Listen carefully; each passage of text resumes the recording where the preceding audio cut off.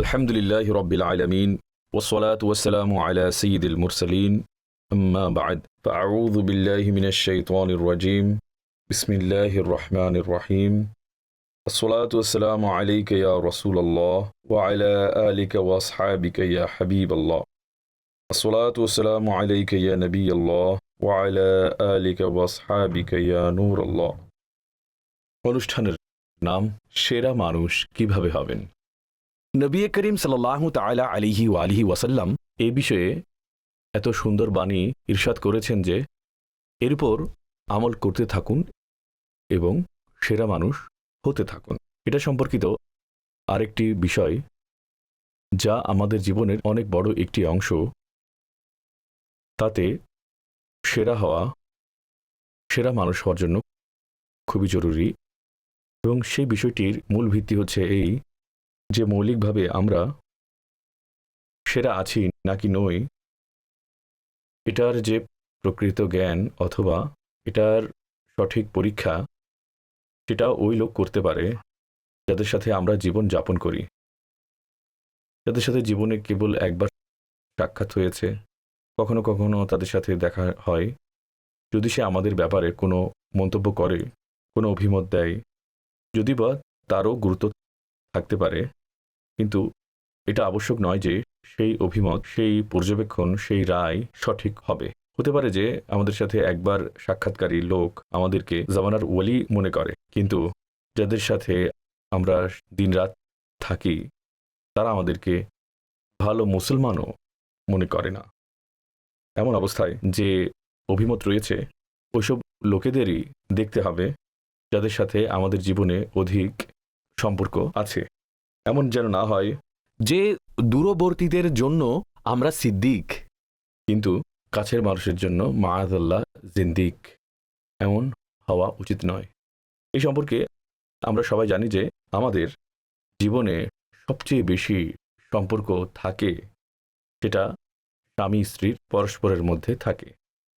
সুতরাং এখানে যেটা একজন অপরজনের সম্পর্কে যে অভিমত থাকবে অনেক বেশি সত্যের নিকটবর্তী হবে। এই জন্য নবী করিম সাল্লাল্লাহু তাআলা আলাইহি ওয়া আলিহি ওয়াসাল্লাম এই বিষয়টিকে বিশেষ করে স্পষ্টভাবে বর্ণনা করেছেন। তিরমিজি শরীফের হাদিস, সরকারে দো আলম নূরে মুজাসসম সাল্লাল্লাহু আলাইহি ওয়া আলিহি ওয়াসাল্লামের ফরমান, খায়রুকুম খায়রুকুম লিআহলিহি ওয়া আনা খায়রুকুম লিআহলি।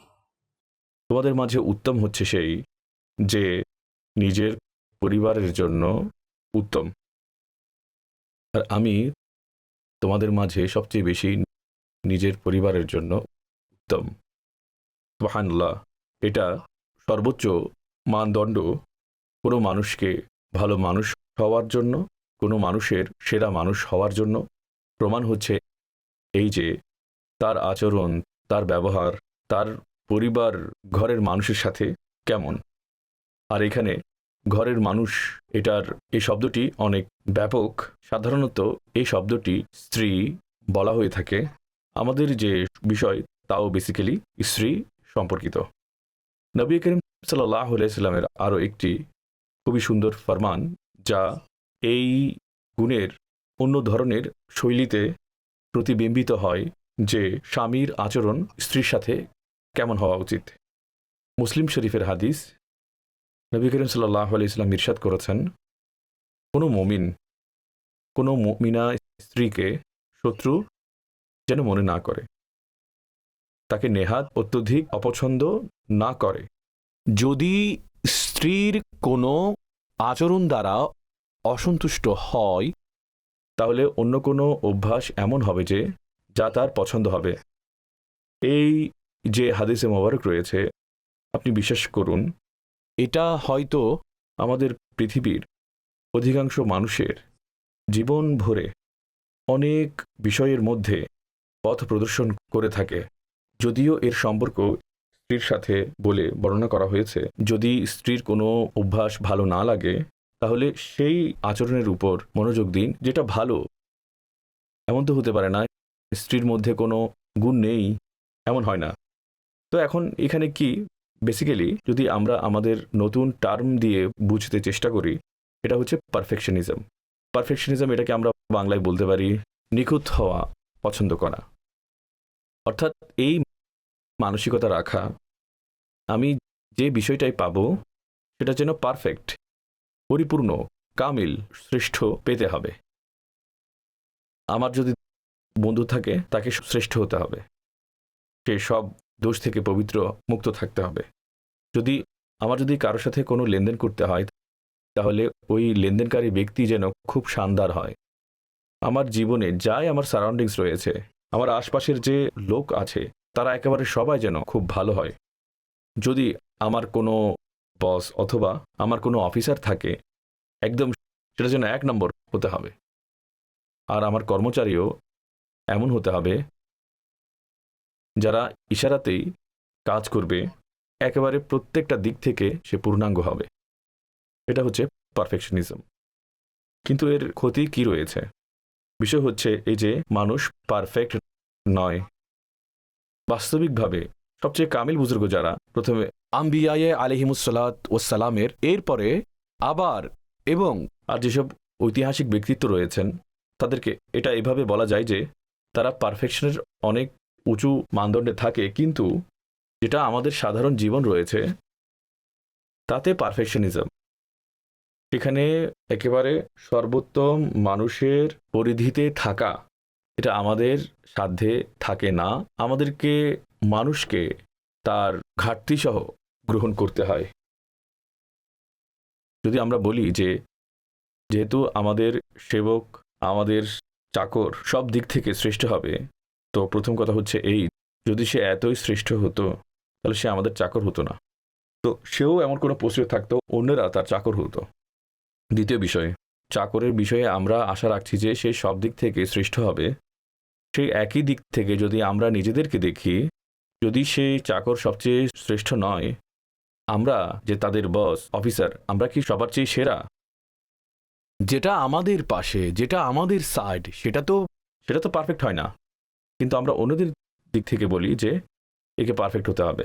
আমরা বলি যে আমাদের বন্ধু এমন পরিষ্কার পরিচ্ছন্ন, দুধে ধোয়া, জাহির বাতিন প্রত্যেক দিক থেকে লয়াল এবং খুব শানদার হওয়া উচিত। কিন্তু আমরা আমাদের সকল বন্ধুর সাথে কি এমন হয়? আমাদেরও অনেক জায়গায় কোথাও না কোথাও কোনো শর্টকামিংস থাকে, কোথাও ডেফিসিয়েন্সি থাকে, কোথাও কোনো কিছু কম ঘাটতি থাকে। অর্থাৎ আমাদের যে জীবন রয়েছে সেটা মৌলিকভাবে এটা খুঁত এবং অসম্পূর্ণ বস্তু দ্বারা আমরা জীবনযাপন করি।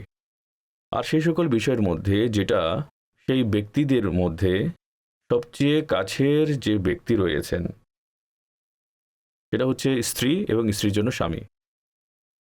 এবং যখন তারা দুজনেই যখন একজন অন্যজনের ব্যাপারে এই ধারণা রেখে বসে থাকে যে আমার পারফেক্টই লাগবে, তাহলে ধরে নিন যে দুজনেরই তালাক লাগবে। যখন এই দুজন বুঝতে পারবে যে একজন আরেকজনের পক্ষ থেকে একেবারে পারফেক্ট বিষয়ই প্রতিটা ক্ষেত্রে দরকার, সেটার আলটিমেট অর্থাৎ কাছাকাছি অর্থ এটাই হয় যে তাদের তালাক লাগবে।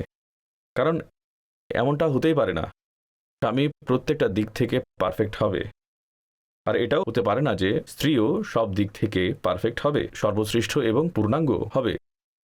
কোনো বস্তুর মধ্যে একদিকে কমতি থাকলে আরেকদিকে পূর্ণ থাকে। স্বামীর চেহারাটাই সেরকম নয় যেভাবে প্রত্যাশা আছে, এখানে হতে পারে যে স্ত্রী তেমন সুন্দর নয় যেভাবে প্রত্যাশা করা হয়, ততটুকু ধনী নয় যতটুকু আশা করা হচ্ছে। কেউ হতে পারে যে স্ত্রী যে রয়েছে সে অনেক বেশি সম্পদের আকাঙ্ক্ষী। অন্যদিকে বলতে গেলে চরিত্র, কথাবার্তা, মেজাজের দিক থেকে হতে পারে যে স্বামীর মধ্যে কমতি রয়েছে, হতে পারে যে স্ত্রীর মধ্যে কমতি নেই। যদি একেবারে প্রত্যেকটি ক্ষেত্রে 100-তে 100 যদি লাগে এবং 100-তে 100 ব্যক্তি পাশ করবে, এটার অর্থ হচ্ছে যে আপনি ফেল হয়ে গেছেন। তো নবী করিম সাল্লাল্লাহু আলাইহি সাল্লাম তার যে সর্বোত্তম সমাধান বর্ণনা করেছেন, সেটা তো প্রথম বিষয় বলেছেন যে কেউ মুমিন স্বামী কোনো মুমিনা স্ত্রীকে, মানে তার মুমিনা স্ত্রীকে সেই বিদ্বেষ যেন না রাখে। কারণ স্বামী যখন অন্তরে বিদ্বেষ রেখে বসে যাবে তখন তার কাছে স্ত্রীর সকল কথাই খারাপ লাগে। কারণ বিদ্বেষ এবং ঘৃণা এটা এমন এত খারাপ এবং নেতিবাচক বিষয় যে সেটা যেখানেই থাকবে সেখানে খুব মুশকিল হয়ে যায়, মানুষ ভারসাম্য এবং ব্যালেন্সে থাকতে পারে। দুশ্মনের এবং অপ্রিয় ব্যক্তিদের প্রত্যেকটা বিষয়ই খারাপ লাগে। সেই বিষয়টি হয় যে সে যদি বাতাসে ওড়ে তাহলে বলবে যে সে একটু বাঁকা বাঁকা হয়ে উঠছিল। তো এটা কি? এটা হচ্ছে তার উড্ডয়নের মধ্যেও পারফেকশন খোঁজা হচ্ছে, বাঁকা হয়ে উঠছে। এ তো ঈর্ষাদ হচ্ছে। বলা হচ্ছে প্রথম নম্বরে বিদ্বেষ রাখা যাবে না। স্বামী যে আছে সে যেন তার মুমিনা স্ত্রীর ব্যাপারে বিদ্বেষ না রাখে, আর এই শিক্ষা স্ত্রীর জন্যও সে যেন স্বামীর ব্যাপারে বিদ্বেষ না রাখে, কারণ যখন বিদ্বেষ সৃষ্টি হয়ে যাবে তখন কোনো কিছুই আর ভালো লাগবে না। দ্বিতীয় বিষয় যে নবী পাক সাল্লাল্লাহু আলাইহি ওয়াসাল্লাম স্বামীর ব্যাপারে বর্ণনা করেছেন, তিনি ইরশাদ করেছেন, যদি তার নিজের স্ত্রীর কোনো আচরণ পছন্দ না হয় তো তার ওই আচরণের দিকে দেখুক যা তার পছন্দ। 10টা অভ্যাসের মধ্যে যদি একটা বা দুইটা অপছন্দের হয়, তবে 7টা 8টা ওটাও আছে যেগুলো পছন্দের, সুতরাং সেদিকে নজর দেওয়া উচিত। যদি সবগুলো বাদ দিয়ে একটা দিকেই যদি নজর দেওয়া হয় তাহলে অন্তরে এক ধরনের অস্বস্তি, একটা বিদ্বেষ এবং একটা অপ্রিয়তা বাড়তে থাকবে। যদি সেই একটা দুইটা ভুলে যাওয়া যায়, তার সংশোধন চেষ্টা করতে থাকুক, যেই উপায়ে উপযুক্ত উপায় সেটা হওয়া উচিত, কিন্তু দৃষ্টি সেটা অধিকাংশ ক্ষেত্রে অন্যান্য যে ভালো গুণ রয়েছে সেদিকে রাখতে হবে, তবে তার যে সংশোধন তা খুব ভালোভাবে হতে পারে। তো সুতরাং ফ্যামিলি লাইফ হোক, অর্থাৎ ম্যারিটাল লাইফ হোক, স্বামী স্ত্রীর জীবন, অথবা নিজের এমনিতেই ফ্যামিলি লাইফ হোক, যে পুরো ফ্যামিলি আছে, যে পুরো ফ্যামিলি স্ট্রাকচার আছে তার দিক থেকে, অথবা সেটা বাদ দিয়ে এমনিতেই দুনিয়ার পৃথিবীতে অন্যান্য মানুষের সাথে যে সম্পর্ক আছে, সেখানে পারফেকশনিজম যেটা আছে, সবকিছুতে পূর্ণাঙ্গ চাওয়া, সেটা মন থেকে বের করে দিতে হবে। মোল্লা আলী কারি রহমতুল্লাহ আলাই একটা খুবই সুন্দর কথা ইরশাদ করেছেন যে ব্যক্তি খুঁতহীন বন্ধুর খোঁজ করে, যে ব্যক্তি দোষহীন বন্ধুর খোঁজ করে, সে জীবনে একাই থেকে যাবে, কারণ সে এমন কোনো বন্ধু পাবে না যাতে কোনো প্রকারের কোনো দোষ থাকবে না। আচ্ছা, অনেক সময় আমরা বলি যে আমার অমুক বন্ধু, তার কোনো দোষ নেই। আসলে বিষয় হচ্ছে এই যে সে বন্ধুকে আমাদের ভালো লাগে, সেজন্য তার কোনো দোষ আমাদের চোখে পড়ে না। যখন আপনি তার সাথে একটু মনোমালিন্য হয়ে যাবে, খেয়াল করবেন যে তার কতগুলো দোষ আছে। তো যারা নির্দোষ বন্ধু খুঁজতে যায় সে একা থেকে যায়। দোষহীন স্ত্রী যে খোঁজ করে সে বিবাহ না করেই থেকে যায়।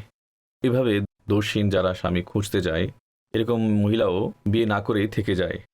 যদি বিয়ের পরে যদি একজন আরেকজনকেই দোষ ত্রুটিহীন হিসেবে পাওয়ার চেষ্টা করে, এটার পরিণতি হচ্ছে দূরত্ব অথবা বিচ্ছেদ, অর্থাৎ সম্পর্কে থেকেও দূরত্ব অথবা বাস্তবে তালাকের মাধ্যমে বিচ্ছেদ।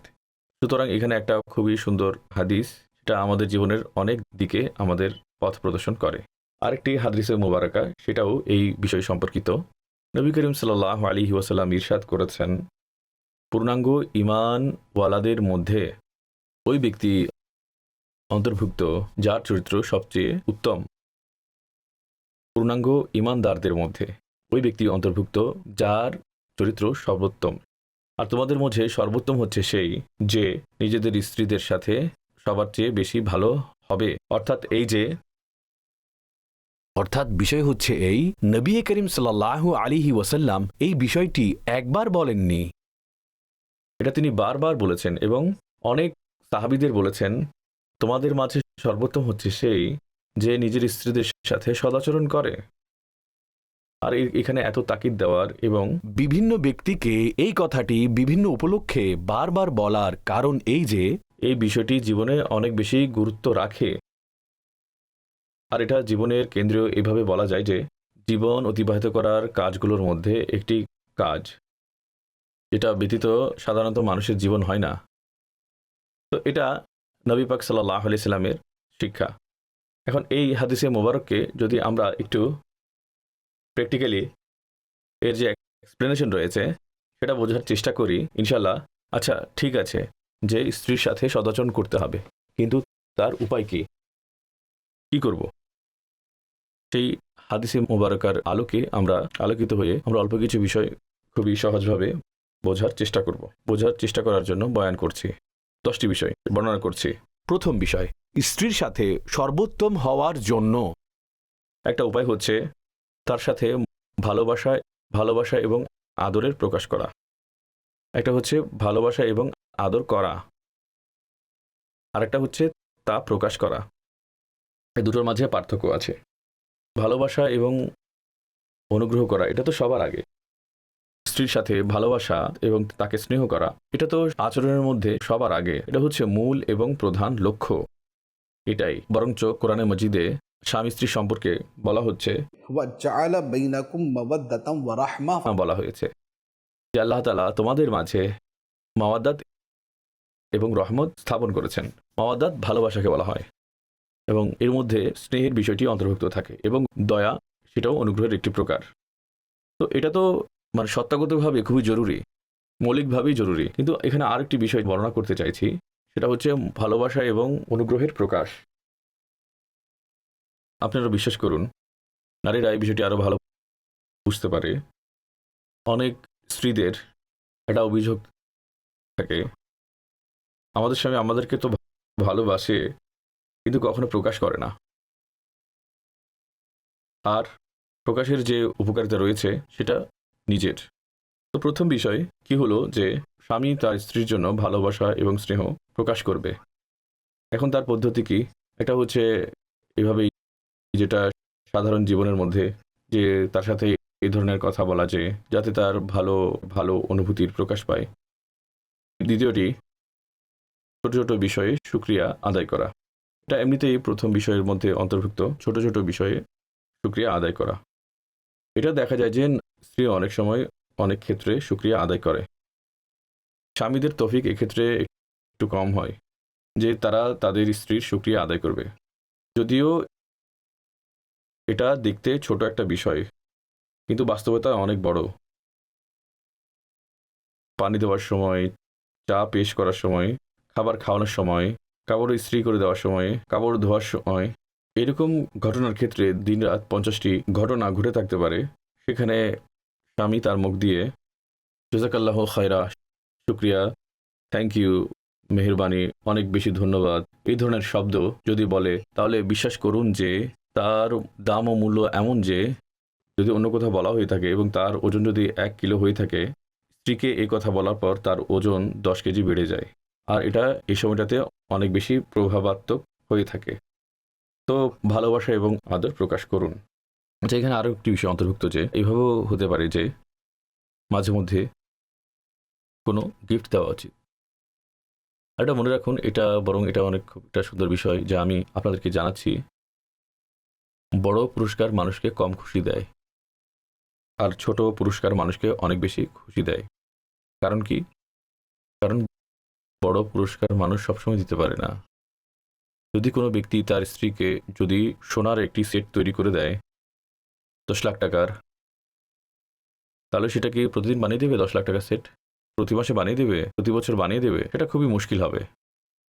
কিন্তু যদি সে স্ত্রীকে ফুল পেশ করে, অথবা এভাবে যে এই ধরনের যেসব ছোটোখাটো উপহার দেওয়ার যে বিষয়গুলো রয়েছে, যদি সে এগুলো দেয়, উদাহরণস্বরূপ স্ত্রী চকলেট পছন্দ করে, যদি সে সপ্তাহে একবার চকলেট নিয়ে আসে, তবে সে আনতে পারে। এতে সে যে খুশিটা পাবে সেটা অলংকারের মাধ্যমে পাবে না, বড় মাধ্যমে সে খুশিটা পাবে না।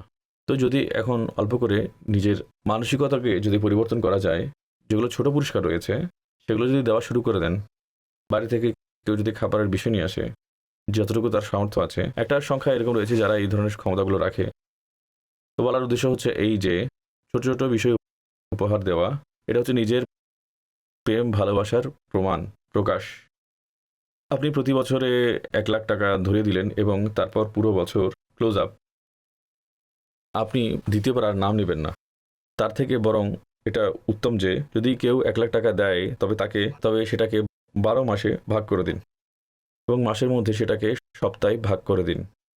আর এই যে অল্প অল্প দিতে হবে, তা কি বেশি ভালোবাসা বাড়ানোর মাধ্যম হবে, নাকি সেটা ভালো আচরণের মধ্যে অন্তর্ভুক্ত হবে? দ্বিতীয় বিষয়, স্বামী যেন স্ত্রীকে সম্মান দেয়।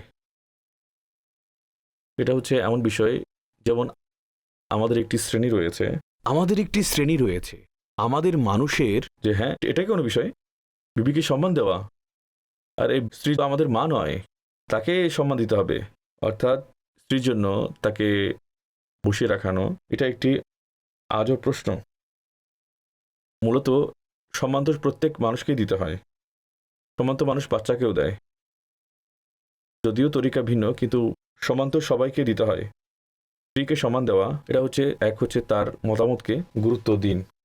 এমন করা উচিত নয় যে স্ত্রী যদি কোনো কথা বলে, শাট ইউর মাউথ প্লিজ, তোমার মতামতের দরকার নেই, এটা নয়। এটা এমন হচ্ছে বলে আমি বলছি, এটা যেহেতু হচ্ছে আমি সেজন্য উদাহরণটা আনছি। তো তার রায়টাকেও গুরুত্ব দেওয়া উচিত। যদি সে গ্রহণযোগ্য হতে না পারে তো তাকে অ্যাভয়েড করা, তো অ্যাকসেপ্ট না করার একটি পদ্ধতি রয়েছে, বিষয় আছে, কিন্তু বেসিক্যালি আমাদের এই বিষয়ের প্রয়োজনীয়তা আছে এবং আমরা এইভাবে করে এটাকে আপনাকে করা হয়। তো স্ত্রীর অভিমতকে গুরুত্ব দিন। আচ্ছা, অনেক সময় এরকম হয় যে, কি বলবো, অনেক সময় এমন হয় যে যেটা জীবনের কোনো একটা বিষয়ে স্ত্রীর রায় নেওয়া, মত নেওয়া পছন্দই করে না, হোক সেটা কোনো ছোট থেকে ছোট বিষয় অথবা বড় থেকে বড় বিষয়, ঘর পরিবর্তন করে যদি অন্য জায়গায় ঘর নিতে হয় তো বলেই যে এখানে বিবির সাথে কি সম্পর্ক, ঘরে তো সারাদিন 24 ঘন্টা তাকেই থাকতে হবে।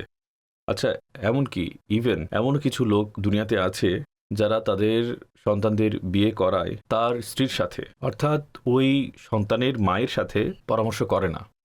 তো এটাকে দুর্ভাগ্য অথবা অন্তরের নিকৃষ্টতা ছাড়া আর অন্য কিছু বলা যায় না।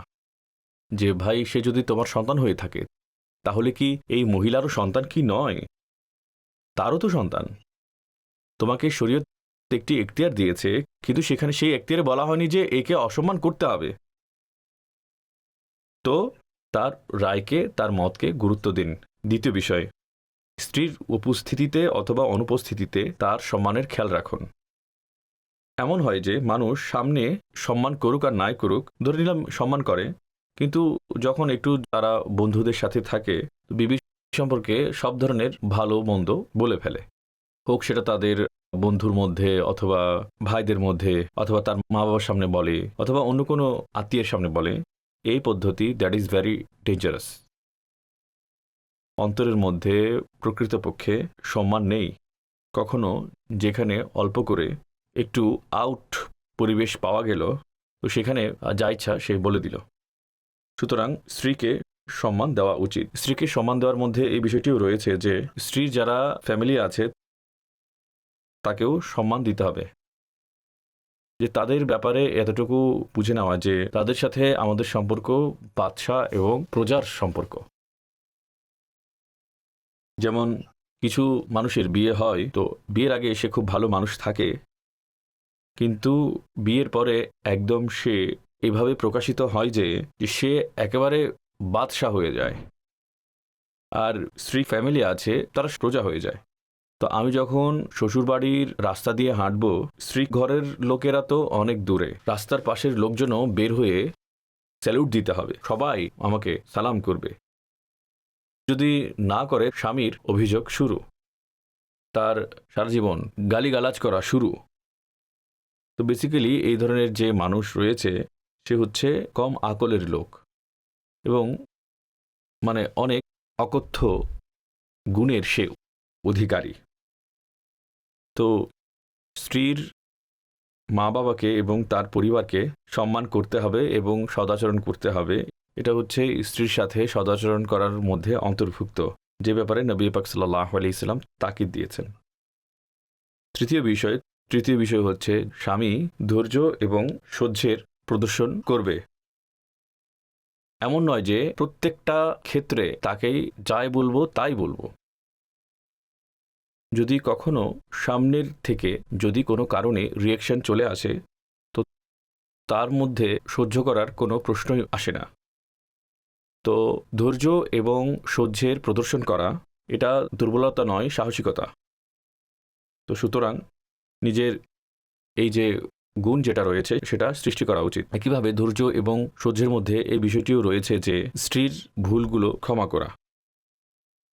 কিছু লোক এই মানসিকতা তৈরি করেছে যে আমি তো সকাল থেকে সন্ধ্যা পর্যন্ত অনেকগুলো ভুলভ্রান্তি করব, কিন্তু স্ত্রী একটাও করতে পারবে না। আমি যত ইচ্ছে করব, কিন্তু স্ত্রী আমাকে ক্ষমা করবে। আর স্ত্রী একটা ভুলও করে, তবে শেষ নিঃশ্বাস পর্যন্ত তাকে ক্ষমা করব না। তো এটা যে একেবারে অন্যায্য এবং একটা বৈষম্যমূলক আচরণ, এটা একেবারেই ক্ষতিকারক। এটা আচরণ নয়, এটা হচ্ছে অসৎ আচরণ। সদাচরণ হচ্ছে এই যে ভুল মাফ করা শেখা। বরং কোরআনে পাকের একটি আয়াতে মোবারকা রয়েছে, এখন আমি সেটা কোট করছি না, কিন্তু আয়াতে মোবারকা সেখানে বলা হয়েছে যে ক্ষমা অবলম্বন করো। চতুর্থ বিষয়, স্বামী কথাবার্তার মধ্যে নম্রতা প্রদর্শন করুক। নম্রতার মধ্যে দুটো বিষয় থাকে, একটা হচ্ছে শৈলী আর একটা হচ্ছে শব্দ। শৈলী নরম হওয়া এবং শব্দ নরম হওয়া। শব্দের মধ্যে কঠিন শব্দ এবং ধমক যেন না থাকে। যেমন কিছু স্বামীর ভাষায় দংশন থাকে, কামড় দিতেই জানে, দংশন করতেই জানে। তো নম্রতা, স্নেহের যে শব্দগুলো আছে তার থেকে সেসব পাওয়া খুবই মুশকিল। তো উপায় হচ্ছে এই যে কঠিন এবং ধমকিমূলক শৈলী যেন না হয়, বরং নরম শৈলী যেন থাকে, এবং একইভাবে মুচকি হেসে কথা বলা। কিছু লোক এদিক থেকে খুব কৃপণ হয়ে থাকে মুচকি হাসি ক্ষেত্রেও, যে তাকে বলতে হয় যে ভাই সাহেব একটু মুচকি হাসুন, মাঝে মধ্যে মুচকি হাসুন। তো এই যে মুচকি হাসি না থাকা, এটাও সদাচরণের বিরোধী। পঞ্চম বিষয় হচ্ছে ঘরোয়া কাজে সাহায্য করা। নবী পাক সাল্লাল্লাহু আলাইহি সাল্লামের সুন্নতে মুবারাকা, তিনি ঘরের কাজ তার পবিত্র হাতে সম্পাদন করতেন। এটা হচ্ছে কাম হচ্ছে ওইগুলো যেগুলো তার স্ত্রীদের করার কথা, কিন্তু স্বামীর এসব কাজ করা সেটা হচ্ছে তার সাথে একটা সহানুভূতির প্রকাশ, বরং কার্যত সহমর্মিতা, প্র্যাকটিক্যাল সহমর্মিতার, এবং তার সাথে এটা সহযোগিতাও বটে, এবং নবী পাক সাল্লাল্লাহু আলাইহি সাল্লামের সুন্নতে মুবারাকাও বটে। একইভাবে বাচ্চার দেখাশোনা শতভাগ মার দায়িত্বে থাকে। স্বামী সেখানেও যদি তার ভূমিকা পালন করে, বাচ্চাকে দেখা, তোলা, বসানো, অর্থাৎ যা তার জন্য শোভনীয় কাজ রয়েছে, তার জন্য উপযুক্ত কাজ রয়েছে, স্বামীও যদি তার রোল প্লে করে, তবে সেটা তার পক্ষ থেকে সদাচরণের প্রদর্শনের অন্তর্ভুক্ত হবে। ষষ্ঠ বিষয় স্ত্রীর সাথে সদাচরণের মধ্যে অন্তর্ভুক্ত, সেটা হচ্ছে তাকে সময় দেওয়া। তো এখন এক্ষেত্রে অনেক লোক আশ্চর্য হবে যে এটা কী ধরনের কথা, আমরা তো সময় তো দিয়ে থাকি। বাস্তবতা হচ্ছে এই যে সময় দেওয়ার দ্বারা উদ্দেশ্য হচ্ছে কোয়ালিটি টাইম দেওয়া। কোয়ালিটি টাইমের অর্থ হচ্ছে যে এমন সময় দেওয়া যাতে বোঝা যায় যে সে আসলে সময় দিয়েছে। উদাহরণস্বরূপ, যদি স্বামী ঘরে পৌঁছে স্ত্রী পাশে বসে আছে আর স্বামীর হাতে রয়েছে মোবাইল এবং ফেসবুক, ইউটিউব আর অন্যান্য যেসব সোশ্যাল মিডিয়ার ফোরামস আছে সে ওগুলোতে মগ্ন আছে, অথবা মেসেজ পড়াতে, রিপ্লাই দিতে সে ব্যস্ত আছে, অথবা কাউকে কল করাতে, খবর পড়ার মধ্যে সে ব্যস্ত আছে, কথা ঠিক আছে, সে তো সময় দিয়েছে, এটা তো স্ত্রীকে সময় দিয়েছে, সে তো পাশে বসা আছে, সে তো আসলে সময় দেয়নি, বরং সে তার সময়কে নষ্ট করেছে। তো স্ত্রীর সাথে বা সদাচরণের মধ্যে অন্তর্ভুক্ত হচ্ছে যে তাকে সময় দেওয়া, আর এই সময় দেওয়ার অর্থ হচ্ছে স্ত্রী যেন বুঝতে পারে যে সে এই সময় দুনিয়ার সকল কাজ ছেড়ে দিয়ে আমার দিকে মনোযোগ দিচ্ছে। হোক সেটা তার সামনে বসে চা পান করা, খাবার খাওয়া, কথাবার্তা বলা, তার ব্যস্ততা, রুটিন বলা, সারাদিনের কাজ স্ত্রী থেকে জিজ্ঞাসা করা। এটার মধ্যে গীবতে থাকা উচিত নয়, এটার তো শরী বিধান রয়েছে, সেটা নিজের জায়গায় বিদ্যমান আছে। কিন্তু বিষয় হচ্ছে এই যে এইভাবে কথাবার্তা বলা, যেখানে হচ্ছে দুজনই শুধু নিজেদের মধ্যে কথাবার্তা বলছে। তো এই ধরনের যে সময় দেওয়া, একে বলা হয় সময় দেওয়া। একইভাবে যদি কোনো বাইরে নিয়ে যাওয়া যায়, যেখানে নিয়ে যাওয়া উপযুক্ত, সেটা যদি কোনো আত্মীয়ের কাছে হয় অথবা অন্য যে কোনো জায়গা হয়, সেখানে নিয়ে যাওয়াও সেটা সময় দেওয়ার মধ্যে অন্তর্ভুক্ত। কতই না সৌভাগ্যের বিষয় হবে যদি মক্কায় মদিনায় যাওয়া যায়। তো এটা হচ্ছে সময় দেওয়ার খুবই উত্তম একটা উপায়। এখানে সাধারণভাবে স্বামী সারা দুনিয়া থেকে পৃথক হয়ে যায় আর সেখানে গিয়ে একত্রিত হয়ে সময় কাটায়। একত্রিত হয়ে সময় কাটানোর খুব ভালো সুযোগ পাওয়া যায়। তো এটাও অনেক সুন্দর একটি উপায়। স্ত্রীর সাথে সদাচরণের একটি ক্ষেত্র হচ্ছে সময় দেওয়া। আরেকটি কাজ 7 নম্বর, যা সদাচরণের অন্তর্ভুক্ত, সেটা হচ্ছে স্ত্রীকে ভরসা করা এবং তার রহস্যকে গোপন রাখা। ভরসা করা এটা হচ্ছে তাকে সম্পদের ক্ষেত্রে সম্মান, ইজ্জত এবং আব্রুতে ভরসা করা, অপ্রয়োজনীয় সন্দেহ না করা, সতর্কতার হুকুম শরীয়ত দিয়েছে, ভালো উপায়ে নজরে রাখার হুকুম শরীয়ত দিয়েছে, এটা চরিত্রেরও দাবি। কিন্তু এমন কোনো অপ্রয়োজনীয় সন্দেহ যেটা কেবল তিক্ততা সৃষ্টি করা ছাড়া এবং ঘৃণা সৃষ্টি করা ছাড়া দূরত্ব বাড়ানো ছাড়া অন্য কোনো উপকার দেয় না, এই ধরনের যে সন্দেহ আছে, এরকম যে আস্থাহীনতা আছে, সেটা সঠিক নয়। সুতরাং স্ত্রীর উপর ভরসা করা উচিত এবং অপ্রয়োজনীয় সন্দেহ না করা উচিত। একইভাবে তার রহস্য অন্যদের কাছে প্রকাশ না করা। স্ত্রী অনেক সময় নিজের ব্যাপারে, নিজের ফ্যামিলির ব্যাপারে, অনেক সময় নিজের বোনদের ব্যাপারে, অনেক সময় বোনদের স্বামীদের ব্যাপারে অনেকগুলো কথা বলে।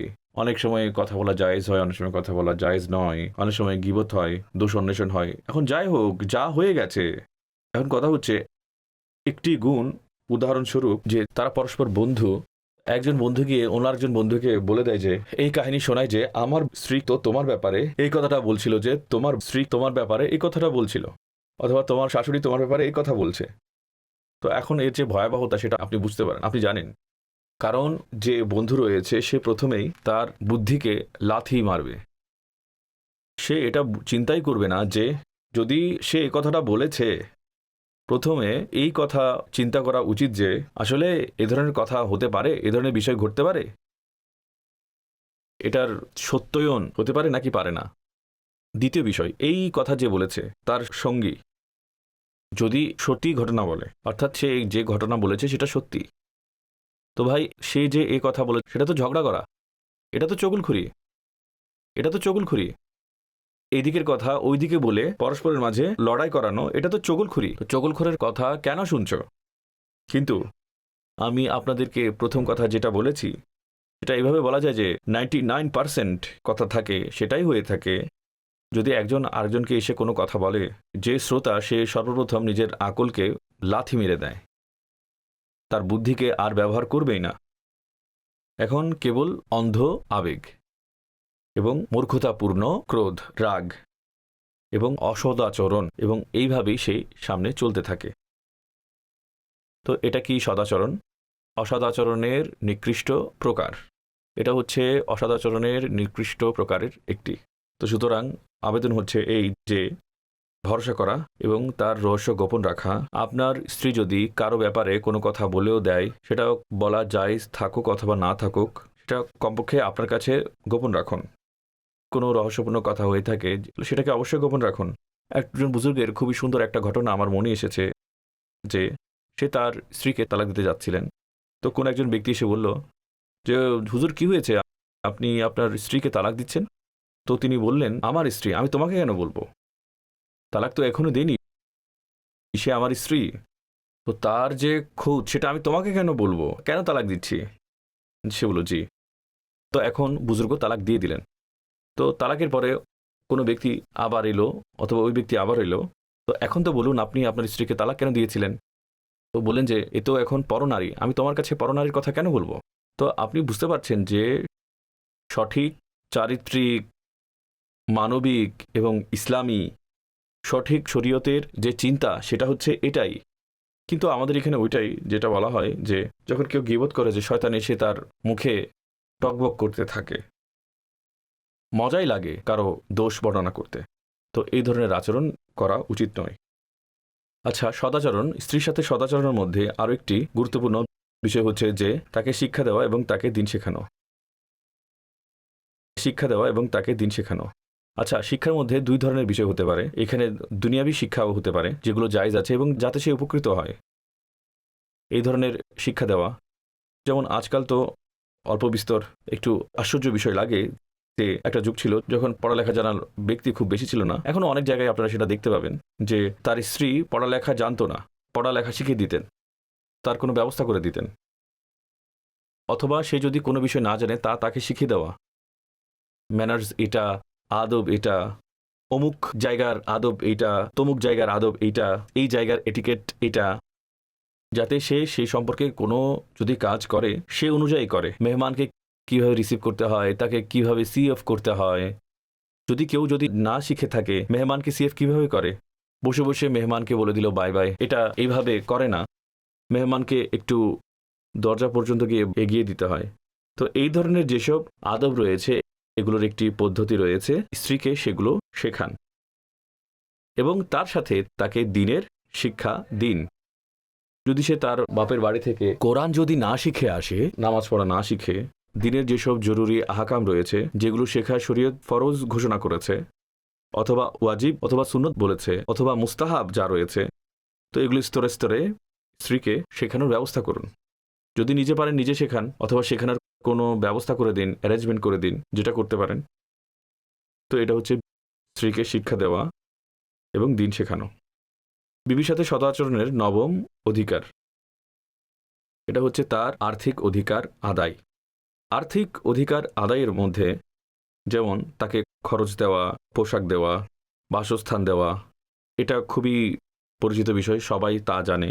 কিন্তু এর সাথে আরেকটি বিষয়, সেটা হচ্ছে এই যে এমনিতে তো স্বামীর উপর এটা আবশ্যক যে স্ত্রী যেসব খরচাপাতি রয়েছে তা সে পূরণ করবে।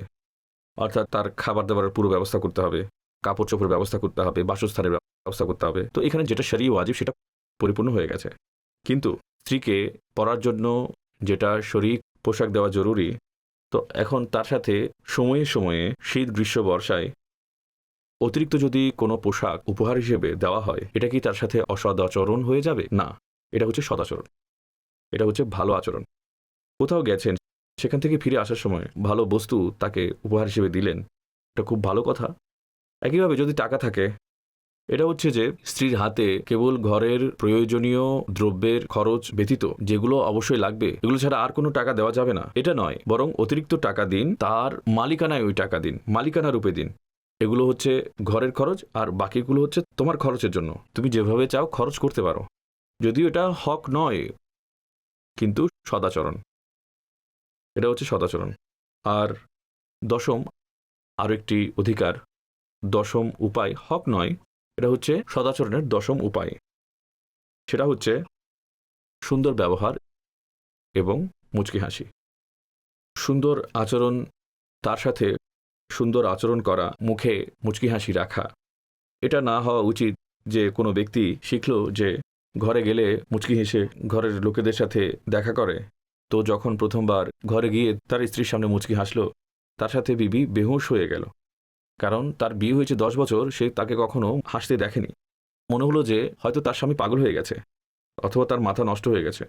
তো এটা নয়, চেহারাতে মুচকি হাসি রাখুন সময় সময়, এবং অধিকাংশ সময় মুচকি হাসি, চেহারাতে মুচকি হাসি রাখুন।